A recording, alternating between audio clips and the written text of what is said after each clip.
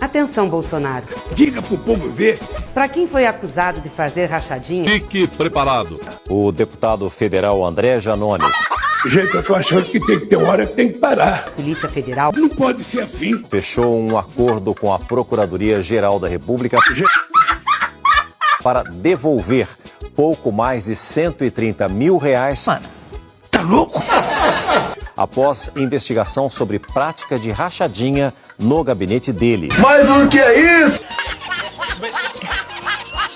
Não é possível. Além do pagamento de uma multa extra de R$26 mil. Foi Bolsonaro. A investigação envolvendo Janones teve início após relatos de ex-assessores que denunciaram à Polícia Federal a prática da devolução de parte dos salários, conhecida como rachadinha. Esse é o tal do mula.